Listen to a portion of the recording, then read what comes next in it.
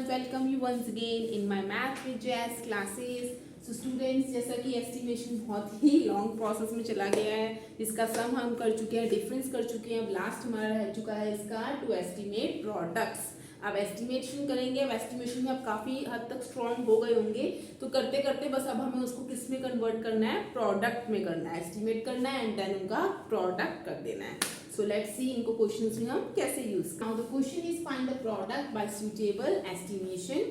Product का बहुत ही simple procedure है कि आपको सिर्फ क्या करना है, जो आपको दिया गया है, सुटेबल एस्टिमेशन है तो हमारी मर्जी है, तो जो मैक्सिमम वैल्यू दी गई है इसका मतलब एस्टिमेशन वही होना है।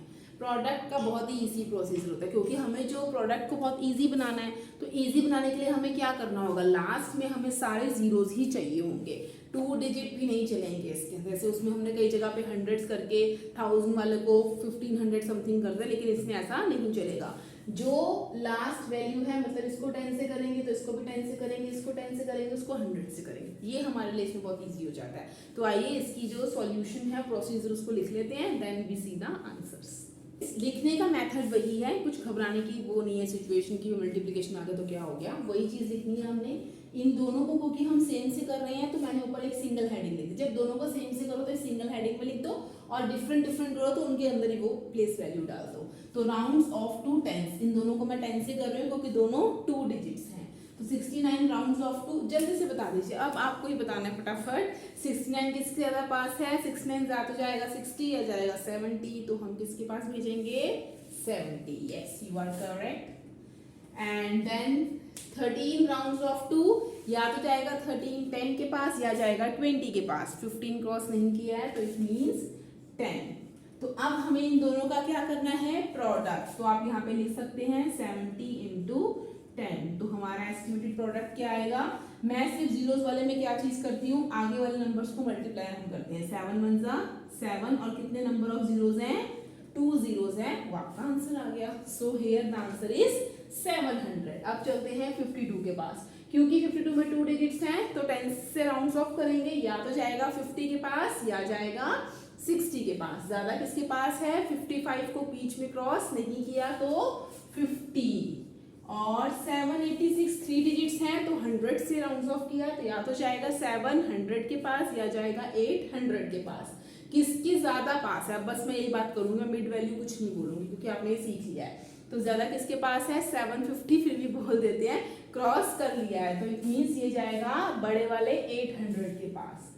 तो ये हो गया 50 और 800, तो मल्टीप्लीकेशन किसका होगा, 50 इंटू 800।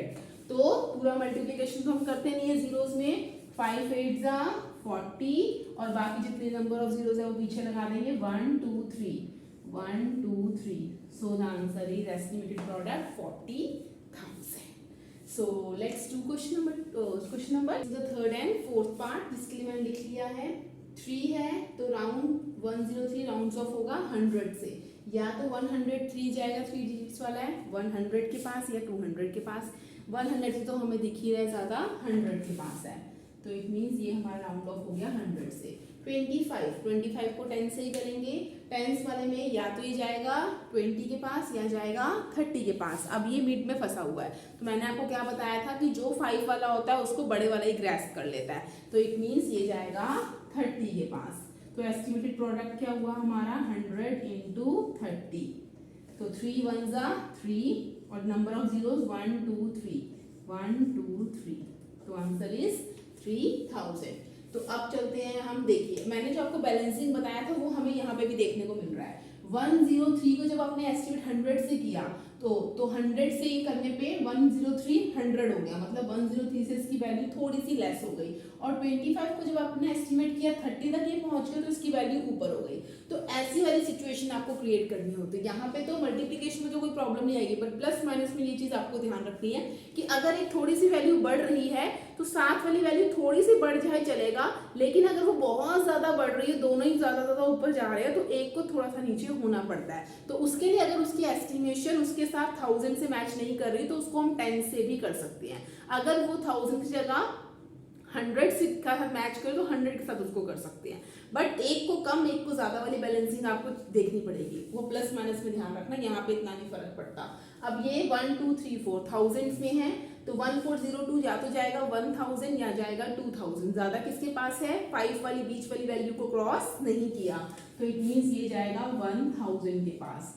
18, अब 18 जो है इसने 10 के पास जाएगा या फिर 20 के पास जाएगा, तो 15 को क्रॉस कर लिया है, तो ये हो गया 20। अब देखिए यहाँ पे बैलेंसिंग क्या बन रही है, ये वाली इक्वेशन को हमने 400 से लेस किया, तो यहाँ पे ये वैल्यू थोड़ी सी बढ़ गई, तो एक बढ़ी एक कम हुई तो बैलेंसिंग चलेगा। अब 20 को इससे इंटू करेंगे, 20 इंटू 1000, तो हमारा आंसर आएगा 2 1 2 1 2 3 4 4 zeros आएंगे, तो it means your answer is 20,000। तो अब चलते हैं, अब हम हमारे क्वेश्चन नंबर लास्ट 5th पे। ओके, अब यहाँ पे हमारा क्वेश्चन है 2350 इंटू 33। अब यहाँ पे एक थाउजेंड्स में और एक टेंस में है, सो लेट्स सी इसकी सॉल्यूशन को। क्या स्टूडेंट्स, क्योंकि इसकी लास्ट 1000 है और इसकी टेंस है, मल्टीप्लिकेशन में जो हाईएस्ट पीक पे होता है उसी से हम लाइन राउंड ऑफ करेंगे, तो 2350 या तो जाएगा 2000 के पास या जाएगा 3000 के पास, ज्यादा किसके पास है, ये 2000, क्योंकि इसने 2500 क्रॉस नहीं किया। 33 या तो जाएगा 30 के पास या जाएगा 40 के पास, दिख ही रहा है कि ज्यादा किसके पास है, 30 के, क्योंकि 35 को क्रॉस नहीं किया। तो 2000 को किससे इंटू करना है हमने, इंटू 30, सिंपली 3 2 जीरोस भूल जाइए, 3 2 6 और बाकी नंबर ऑफ जीरोस कितने हैं, 1 2 3 4 1 2 3 4, so your answer is 60,000। So students, यहाँ पे हमारा एस्टिमेशन का प्रोसेस फिनिश होता है। अब हम इसके कुछ और छोटे छोटे प्रोसेसेस रह गए हैं, कुछ रोमन नंबर्स भी हैं और कुछ हमारे इक्वेशन स्टेटमेंट्स वाले क्वेश्चंस हैं, बहुत सिंपल हैं, वो फिनिश करेंगे, then we will complete this chapter of class 6, then we will come with new videos of class 7th and class 8th too. तब तक के लिए इन क्वेश्चंस की प्रैक्टिस कीजिए, एस्टिमेशन में अपना जो भी फोकस है उसको स्ट्रांग बनाइए, क्योंकि ये क्वेश्चंस आपको 7th 8th में भी हेल्पफुल होने वाले हैं। तो तब तक के लिए टेक केयर, बाय बाय।